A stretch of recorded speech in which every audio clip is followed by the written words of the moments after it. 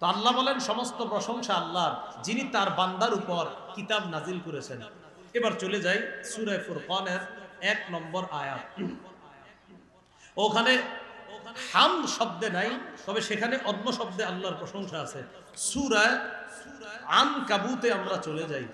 আল্লাহ পাক রব্বুল আলামিন সূরা নামল 19 নম্বর পারা শেষ পৃষ্ঠা, সূরা নামলের 59 নম্বর আয়াত। আল্লাহ বলেন কুলিল হামদুলিল্লাহ ওয়া সালামুন আলা ইবাদিহিল্লাযীনা ইসতাফা। আপনি বলেন সমস্ত প্রশংসা আল্লাহর, ওয়া সালাম শান্তি বর্ষিত হোক তার নির্বাচিত বান্দাদের উপর। তাহলে সমস্ত প্রশংসা কার? আল্লাহর। সূরা নামলের 59 নম্বর আয়াতে আল্লাহ শিখিয়ে দিলেন সমস্ত প্রশংসা আল্লাহর। হুজুররা বা ইমাম সাহেবরা অথবা আলেমরা মুনাজাত শেষ করে কেমনে কোন তো আপনারা সবাই সুবহানা রাব্বিকা রাব্বিল ইজ্জাতি আম্মা ইয়াসিফুন ওয়া সালামুন আলাল মুরসালিন ওয়ালহামদুলিল্লাহি রাব্বিল আলামিন। কেমনে শেষ করেনি? সূরা ওয়াস-সাফফাত আয়াত নাম্বার 182। সুবহানা রাব্বিকা রাব্বিল ইজ্জাতি আম্মা ইয়াসিফুন। তারা যা বলে এর থেকে আপনি পুত পবিত্র, আপনি হলেন রব, আপনি হলেন সম্মানের রব, আপনি হলেন ইজ্জতের রব। বেঈমানরা আপনার যে কথা বলে আপনার ব্যাপারে এর থেকে আপনি পুত পবিত্র। ওয়া সালামুন আলাল মুরসালিন, যারা রাসূল, যারা মুরসালিন, যারা আপনার পাঠানো পয়গম্বর তাদের উপর শান্তি। ওয়ালহামদুলিল্লাহি রাব্বিল আলামিন। সমস্ত প্রশংসা আল্লাহ, যিনি বিশ্ব জগতের রব। 24 নম্বর পারায় যাই, চলেন 24 নম্বর পারা 13 নম্বর পৃষ্ঠা। আল্লাহ পাক রব্বুল আলামিন স্পষ্ট ভাবে 24 নম্বর পারার 13 নম্বর পৃষ্ঠা, হ্যাঁ ঠিক আছে 13 নম্বর পৃষ্ঠা, সূরা মুমিন আয়াত নাম্বার 65। আল্লাহ বলেন হুয়াল হাইয়্যু লা ইলাহা ইল্লা হুয়া ফাদউহু মুখলিসিনা লাহুদ্দিন। আল্লাহ চিরঞ্জীব, তাকেই তোমরা একনিষ্ঠ ভাবে ডাকো। আলহামদুলিল্লাহি রাব্বিল আলামিন। সমস্ত প্রশংসা আল্লাহর, যিনি বিশ্ব জগতের রব। যিনি কি বলেন তো? বিশ্ব জগতের রব। সূরা ফুরকানের যেটা বলছিলাম সেখানে আছে এমন তাবারাকাল্লাযী নাযালাল ফুরকানা আলা আবদিহি লিয়াকুনা লিল আলামিনা নাযীরা আল্লাযী লাহু মুলকুস সামাওয়াতি ওয়াল আরদ ওয়া লাম ইয়াত্তাখিয ওয়ালাদা ওয়া লাম ইয়াকুল লাহু শারীকুন ফিল মুলক ওয়া খালাকা কুল্লা শাইইন ফাকাদ্দারাহু তাকদীরা। সেখানে আসছে বরকতময় ওই সত্তা যিনি আসমান জমিন সৃষ্টি করেছেন। রাজত্ব তার, ক্ষমতা তার। বলেন তো রাজত্ব কার, ক্ষমতা কার?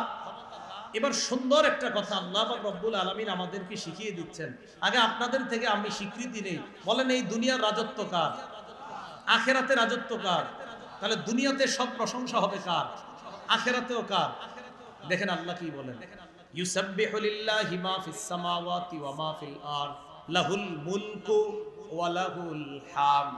আল্লাহ বলেন আসমান জমিনের যারা আছে সবাই তার তাসবিহ পাঠ করে। লাহুল মুলকু, রাজত্ব তার, প্রশংসা তার, তিনি সব বিষয়ের উপর ক্ষমতাবান। তো আমরা জানি দুনিয়াতেও রাজত্ব আল্লাহর, আখেরাতেও রাজত্ব আল্লাহর। অতএব দুনিয়াতেও সমস্ত প্রশংসা আল্লাহর, আখেরাতেও সমস্ত প্রশংসা আল্লাহর। আরেকটা আয়াত আছে, দাঁড়ান, লাহুল মুলকু ওয়া লাহুল হামদু ফিল আখিরা ইয়ালামু মা ইয়ালিজু ফিল আরদ ওয়া মা ইয়াখরুজু মিনহা। কই আছে না? 27 পারা, হ্যাঁ 27 পারা, দেখেন 27 নম্বর পারা 17 নম্বর পৃষ্ঠা। আল্লাহ পাক রব্বুল আলামিন বলেন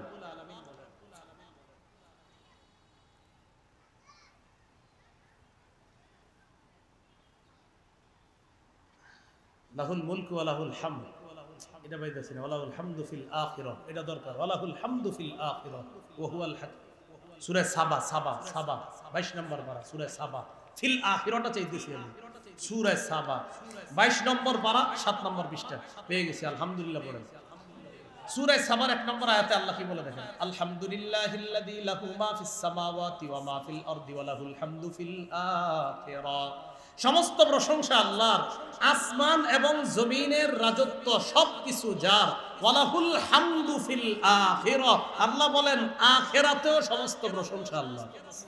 এটা খুঁজতেছিলাম। তাহলে দুনিয়াতে সব প্রশংসা কার? দুনিয়াতে সব রাজত্ব কার? তাই প্রশংসা সব কার? এবার আসেন আখিরাতে রাজত্ব কার? তো আল্লাহ বলেন ওয়ালাহুল হামদু ফিল আখিরাহ, অতএব আখিরাতে সমস্ত প্রশংসাও আমার। তাহলে আখিরাতে রাজত্ব আল্লাহর, আখিরাতে প্রশংসা আল্লাহ। এখন আসেন সূরা ফাতিহার 1 নম্বর আয়াত থেকে জানলাম সমস্ত প্রশংসা আল্লাহর। দুনিয়াতে আমরা মাঝে মাঝে মানুষের প্রশংসা করি, মানুষের প্রশংসা লিমিটেড প্রশংসা জায়েজ আছে। বলেন কি প্রশংসা জায়েজ? আনলিমিটেড প্রশংসা একজনের, তিনি কে? আল্লাহ। লিমিটেড প্রশংসা জায়েজ আছে। এর দলিল সহিহ বুখারীর বর্ণনা 6085 নম্বর হাদিস। এই হাদিসের মধ্যে আসছে ইস্তাজানা উমর আলা রাসূলিল্লাহি সাল্লাল্লাহু আলাইহি ওয়াসাল্লাম। একবার নবীজির সাহাবী ওমর ফারুক রাদিয়াল্লাহু তাআলা নবীজির কাছে অনুমতি চাইলেন। ঘরের বাহিরে দাঁড়ায় রইছে, হুজুর আমি ওমর ভিতরে আসতে চাই। ওয়া ইনদাহু নিসাউম মিন কুরাইশিন ইকাল্লিমনা ওয়া ইস্তাকসিরনাহু আলিয়াতান আসওয়াতুহুন্না। নবীজির সামনে তখন একদল কুরাইশি মহিলা, এই মহিলারা জোরে জোরে আওয়াজে কথা বলতেছে নবীর সামনে। হযরত ওমর ফারুক তখন ঘরের বাহিরে। ভিতরে আল্লাহ নবীর কানে সংবাদ যায়, ইয়া রাসূলুল্লাহ ইয়া হাবিবাল্লাহ, আপনার সাহাবী ওমর ঘরের বাহিরে দাঁড়িয়ে আছে, আপনার কাছে অনুমতি চায়। ফাআদিনা লাহু রাসূলুল্লাহ সাল্লাল্লাহু আলাইহি ওয়াসাল্লাম। আল্লাহ নবী হযরত ওমরকে ঘরে ঢোকার অনুমতি দিয়ে দেয়। হযরত ওমর যখন ঘরের মধ্যে যায়, যাওয়ার সময় দেখে ওয়া রাসূলুল্লাহ সাল্লাল্লাহু আলাইহি ওয়াসাল্লাম ইয়াদহাক। ওমর যখন ঘরে যায়, যাওয়ার সময় দেখে আল্লাহ নবী হাসতেছে, নবীর দাঁত দেখা যায়। হযরত ওমর আল্লাহ নবীকে দেখার পর বললেন, আদহাকাল্লাহু সিন্নাকা ইয়া রাসূলুল্লাহ। ওগো আল্লাহর নবী, আল্লাহ যেন আপনার এই দাঁত সদা সর্বদা হাস্যোজ্জ্বল রাখে, আপনার মুখটা সারা জীবন যেন আল্লাহ হাস্যোজ্জ্বল রাখে। হুজুর আমার জানতে মন চায় আপনি হাসতেছেন কেন? আপনারা যে আমি দেখলাম আপনি হাসেন, এটা ভালো লাগতেছে, সারা জীবন আপনি হাসেন, কিন্তু আপনি হাসলেন কেন, এটা আমার একটু জানতে মন চায়। নবীজি বললেন, ওমর তুমি যখন বাহিরে অনুমতি চাইছো, তখন আমার সামনে নারীরা জোরে জোরে কথা বলতেছিল, জি আমি বাইরে থেকেই শুনতেছিলাম। তো নবীজি কয়, ওমর ফালাম্মা সামি'না সাউতা, নারীরা যখন তোমার আওয়াজ শুনছে, ইবতাদারনাল হিজাব, সবগুলা উইঠা দ্রুত পালায়া ওই পর্দার পিছনে গিয়ে পলায় রইছে তোমার আওয়াজ শুনে। হযরত ওমর বললেন, আনতা কুনতা আহাক্কা আইয়াহাবনা ইয়া রাসূলুল্লাহ। হুজুর আপনিই তো ছিলেন বেশি যোগ্য যে আপনারে তারা ভয় পাবে, তারা আমারে কেন ভয় পায়? এবার হযরত ওমর পর্দার দিকে লক্ষ্য করে বললেন, ইয়া আদুওয়াতি আনফুসিহিন্না, হে আত্মশত্রু নারীগণ, হে ওই সমস্ত নারীগণ যারা নিজেরা তোমরা নিজেদের শত্রু। আতাহাবনানি ওয়ালা তাহাবনা রাসূলুল্লাহি সাল্লাল্লাহু আলাইহি ওয়াসাল্লাম, তোমরা আমারে ভয় পাও, আল্লাহ রাসূলকে কি ভয় পাও না? তোমরা আমারে ভয় পাও, রাসূলকে ভয় পাও না? নারীরা ভিতর থেকে জবাব দেয়, বালা কুলনা বালা। নারীরা কি কয় দেখেন, কুলনা বালা, হ্যাঁ আসলে তোমারই ভয় পাই, নবীজিরে এত ভয় পাই না। দেখছেন কি কয়? নারীরা কয় আসলেই তোমারই ভয় পাই। এবার হযরত ওমরকে ও কেন ভয় পাই? আনতা ফাদ্দু আগলাজু মির রাসূলিল্লাহি সাল্লাল্লাহু আলাইহি ওয়াসাল্লাম, তুমি কঠোর, তোমার ভাষা খুব শক্ত নবীর চাইতে, এইজন্য নবীর সামনে কথা সুন্দরভাবে নরমভাবে বলতে পারলো, তোমার আওয়াজ শুনলে আর কথাই আসে না, কথা বলা দূরের কথা, তোমারে বেশি ভয় পাই। নারীরা পর্দার আড়াল থেকে ওমর ফারুককে বলতেছে। নবীজি হযরত ওমরকে বললেন, ওমর আল্লাযী নাফসি বিয়াদিহি, আল্লাহর কসম, যে আল্লাহর হাতে আমার জান তার কসম, মা লাকিয়াকা শাইতান সালিকান ফাজ্জা ইল্লা সালাকা ফাজ্জান গায়রা ফাজ্জিক। ওমর তুমি যেই রাস্তায় হাঁটো, এক রাস্তায় তুমি চলো, শয়তান যদি ওই রাস্তায় তোমাকে দেখে তাড়াতাড়ি রাস্তাটা পরিবর্তন করে অন্য রাস্তা দিয়ে হাঁটার শুরু করে, শয়তানই জেনে তোমারে ভয় পায়, মানুষ তো ভাবেই। কথা বুঝে আসছে? তো হযরতে ওমরের প্রশংসা নবীজি করলেন সামনাসামনি। ক্ষেত্র বিশেষ সত্যি প্রশংসা সামনে করা যায়, আবার বলছি ক্ষেত্র বিশেষ সত্যিকারের প্রশংসা সামনাসামনি যায়, কিন্তু আমরা কিছু মিথ্যা প্রশংসাও করে ফেলি সামনাসামনিও আড়ালেও। যেমন আমরা যত্র তত্র আল্লামা লেখা, আল্লামা লিখতেই থাকি। আল্লামা শব্দের তাহকিক না জানা লোকটার পিছনে আল্লামা লেখা হচ্ছে, দেদারসে হয়ে যাচ্ছে আমাদের। কেন? আল্লামা শব্দের তাহকিক বুঝেননি? আমি তো ওভার কনফিডেন্স দিয়ে বলবো অনেক আল্লামা যারা আল্লামা শব্দের তাহকিক জানে না, বাস আল্লামা লেখা হচ্ছে। কেন? আল্লামা লেখলে মানে এটার ফায়দা কি, উপকারিতা কি? কেন এইগুলা যত্র যত্র লেখা হবে? এইটা কি মোয়া, মুনির মোয়া? প্রশংসা যথাযথ প্রশংসা জায়েজ, মাত্রা অতিরিক্ত প্রশংসা হারাম না জায়েজ। রাসূলুল্লাহ সাল্লাল্লাহু আলাইহি সাল্লাম বলেন, ইজা রাআইতুমুল মাদ্দাহিন, যখন অতিরিক্ত চাটু করার প্রশংসাকারীদেরকে দেখবা, ফাহসুফি উজুহিহিমুত তুরাব, তাদের চেহারার মধ্যে বালু মারবা। কি মারবা? হ্যাঁ, মুসলিম শরীফের বর্ণনা। নবীজির এক সাহাবী ওসমান গনির পাশে বসা, প্রশংসা করছে, হাতে তুইলা বালু মারছে, একদম সত্যি সত্যি পাথর সহ মারছে। হযরত ওসমান গনি ভাই তুমি কি করলা? নবীজি কইছে তাই মারলাম, একদম মেরে দিছে, সত্যি সত্যি মেরে দিছে। এই যুগে আর বালু মারা যাবে না, এই যুগে কি করা? এই যুগে ধমক দেওয়া, বলে দেওয়া, ভাই আমার নামের বিষয়গুলো বললেন না, লেখেন না। তারুণ্যের অহংকার, কুটি যুবকদের আইডল, হাদিস গবেষক, হাদিস বর্ণনায় অনন্য ব্যক্তিত্ব, হাদিসের অন্যতম নক্ষত্র, হাফিজুল হাদিস, প্রখ্যাত অমক, প্রখ্যাত তমক, এইগুলো বলার কোনো দরকার নাই তো। আমার নামটা সবাই জানে, কথা বুঝছেন? আমার নাম আরিফ বিন হাবিবিরা জানে সবাই।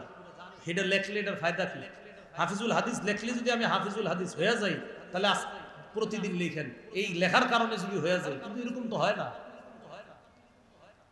তো মাত্রা অতিরিক্ত প্রশংসা হারাম, এটা জায়েজ নাই, এটা নিষেধ করছে রাসূল সাল্লাল্লাহু আলাইহি সাল্লাম। নবীজির সামনে একজন আরেকজনের প্রশংসা করছে, বাড়ায়া প্রশংসা করছে। নবীজি বললেন, ওই হাত থামো, কতটা উনুকা সাহিবিক, তুমি তোমার সাথীর গলাটা কাইটা দিছ। কতটা উনুকা সাহিবিক, তুমি তো তার গলা কাইটা দিছ। নবীজি আরেক বর্ণনায় বলছে, ইয়াকুমাত তামাদুহা, বেশি চাটুকারিতা করা থেকে বাঁচো। ফাইন্নাহু আযিব, বেশি চাটুকারিতা করা মানে তার গলার মধ্যে ছুরি চালায়া দাও। তাহলে বলেন, আনলিমিটেড প্রশংসা হবে একমাত্র কার? বান্দার প্রশংসা লিমিটেড। বাস্তবিক সত্যিকার অর্থে যদি প্রশংসা করা যায়, লেখা যাবে, সমস্যা নেই। কিন্তু আপনি অতিরিক্ত প্রশংসা, এটা ঠিক না, এটা বান্দাদের জন্য জায়েজ নাই, এটা নাজায়েজ। আল্লাহ আমাদের সকলকে নাজায়েজ কাজ থেকে হেফাজত করেন। নবীজি সাল্লাল্লাহু আলাইহি সাল্লাম কখনো কখনো আড়ালে প্রশংসা করতেন, কইরা বলতেন, তোমার কাছে প্রশংসাটা করলাম, তুমি কাউরে কইও না। আলী রাদিয়াল্লাহু তাআলা আনহুকে একদিন আল্লাহ রাসূল সাল্লাল্লাহু আলাইহি সাল্লাম বললেন, আলী, জান্নাতে যারা প্রবেশ করবে এদের মধ্যে একদল থাকবে যারা বয়স্ক জান্নাতি।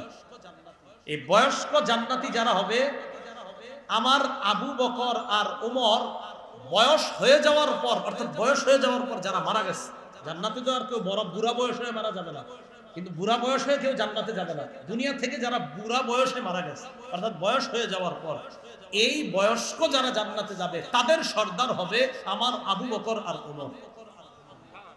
এটা বইলা হযরত আলীকে বললেন, আলী, কথাটা তুমি আবু বকর ওমরকে বইলো না, বলে দিস, এই কথাটা যে তোমারে বললাম, এটা আবু বকর ওমরকে বলবা না। মা দামা হাইয়্যিন, আবু বকর ওমর যতদিন জীবিত থাকবে এই কথাটা তাদেরকে বইলো না। কি বুঝলাম? কখনো কখনো কারো প্রশংসা আড়ালে কইরা এটা বলে দেওয়া, থাক তিনি যতদিন দুনিয়াতে আছে এটা তার কাছে বলা দরকার নাই, আমি তার ব্যাপারে এই ভালো ধারণা রাখি, এটা জায়েজ আছে। কথাগুলো বলার কারণ হলো, আমার যে বিষয়বস্তু দিছে এই বিষয়বস্তুর সাথে এটা বলতে হবে। আপনারা আবার অন্যদিকে নিলে হবে না যে আপনি আজকে এটা কেন বললেন, আমার তো বিষয় দিছে সূরা ফাতিহা, আলহামদুলিল্লাহি রাব্বিল আলামিন। আর এই আলহামদুলিল্লাহর ব্যাখ্যা এখনো শেষ হয় নাই, লম্বা আলোচনা। আলহামদুলিল্লাহ কয় ক্ষেত্রে প্রশংসা করা যাবে, কয় ক্ষেত্রে করা যাবে না। আজকে এতটুকুই থাক, যতটুকু জানলাম শুধু আলহামদুলিল্লাহ। এই আলহামদুলিল্লাহ থেকে ইনশাআল্লাহ আল্লাহ পাক রব্বুল আলামিন বাঁচায় রাখলে আলহামদুর আলোচনা এখনো শেষ হয় নাই, এটা নিয়ে লম্বা আলোচনা হবে। এরপর আমরা রব্বিল আলামিনে যাব। রব্বিল আলামিনেরও লম্বা ব্যাখ্যা, আর রহমানুর রহিম এটারও লম্বা ব্যাখ্যা, মালিক ইয়াউমিদ্দিন এটার ব্যাখ্যা হবে আরো লম্বা। সবগুলোর ব্যাখ্যা খুব লম্বা হবে ইনশাআল্লাহ। তো আজকে যতটুকু জানলাম, সমস্ত প্রশংসা কার? দুনিয়াতে সব রাজত্ব কার? তাই দুনিয়াতে সব প্রশংসা কার? আচ্ছা দেখি ওই পরেরটা বলেন, আখেরাতে সব রাজত্ব কার? তো আখেরাতে সব প্রশংসা কার? আল্লাহ। মনে থাকবে তো ইনশাআল্লাহ। আর প্রয়োজনে সত্যিকার প্রশংসা মানুষের করা জায়েজ প্রয়োজনে, এবং এটা যদি সত্যিকার হয়। আর যদি প্রয়োজন না থাকে, সামনাসামনি তার প্রশংসা করা দরকার নাই, আড়ালে তার প্রশংসা কইরা তার ব্যাপারে বইলা দেওয়া, ভাই সে যতদিন বেঁচে আছে এটা তারে বলা দরকার নাই, তার ব্যাপারে এই প্রশংসা করলাম। আল্লাহ আমাদের সকলকে যে কথাগুলা বললাম শুনলাম, ও প্রথম দিকের কথাগুলো মনে আসেনি কি? আলেমরা বলে হ্যাঁ তো মাশাআল্লাহ কি বিসমিল্লাহ কি দুই সূরার মাঝে কি? আপনারা কইলেও না, দুই সূরার মাঝে কি পার্থক্য? আচ্ছা, ঘুমাইতে যাওয়ার সময় কি পড়া? পানির পাত্র ঢাকার সময় যদি পুরা পাত্র নাও থাকে, যদি পুরাটা ঢাকনা না থাকে, সামান্য কিছু দিয়া বিসমিল্লাহ বলে ঢাকা। আলেমরা বলবেন না, অন্যরা বলবেন শিশুদেরকে কখন আটকা রাখতে হবে? সন্ধ্যার সময়। বলতে সন্ধ্যা তো অনেক বড়, অর্থাৎ সূর্য ডুবার পর সন্ধ্যা যখন নেমে আসে শিশুদেরকে আটকানো। কখন ছাড়া যাবে? আর যখন কিছুটা রাত অতিবাহিত হবে তখন ছাড়া যাবে। আল্লাহ আমাদের সকলকে, মা বোনদেরকে কথাগুলোর উপর আমল করার তৌফিক দান করেন। ও আচ্ছা, ওই গাড়িতে মিম্বরের আমানত প্রথম খণ্ড আছে, সন্তানের 64টা অধিকার। ওই দিন অনেকে নিতে পারেন নাই, তো আজকেও পারবেন না। 2 মিনিট সময় পাবেন, সর্বোচ্চ 2 মিনিট। অনেক দূরে যাবো আমি, 2 মিনিটের মধ্যে ওনারা আনছে, প্রকাশনী থেকে নিয়ে আসছে, তো আপনারা নিতে পারেন। 2 মিনিটের মধ্যে মিম্বরের আমানত যদি কেউ সংগ্রহ করেন, সন্তানের 64টা অধিকার সবাই মুখস্থ করে ফেলবেন। স্বামী স্ত্রী দুজন মুখস্থ করে একজন আরেকজনকে শোনাইবেন। মিম্বরের আমানত প্রথম খণ্ড, ওই পরের খণ্ডগুলো এখনো আসে নাই, বাকি ত্রিশে দেওয়া আছে, এসে যাবে আস্তে আস্তে। 10 খণ্ড রেডি। ওলামা হযরত যারা আছেন আপনাদের জন্য কার্যকরী হবে জুমায় একের পর এক ধারাবাহিক আলোচনা করার জন্য, এবং আম পাবলিক যারা আছেন, সাধারণ জনগণ এবং মা বোনদেরকেও আপনি কিতাবটা নেন, কোনো সমস্যা নাই। সহজভাবে উপস্থাপন করা হয়েছে, সেখানে কঠিন কোনো কথা লেখা নাই। আল্লাহ আমাদের সকলকে আজকের সূরা ফাতিহার প্রথম আয়াত এবং বিসমিল্লাহ থেকে যে আমল শিখলাম, এই আমলগুলা করার তৌফিক দান করেন। আমিন। ওয়া আখিরু দাওয়ানা আলহামদুলিল্লাহি রাব্বিল আলামিন। আসসালামু আলাইকুম ওয়া রাহমাতুল্লাহি।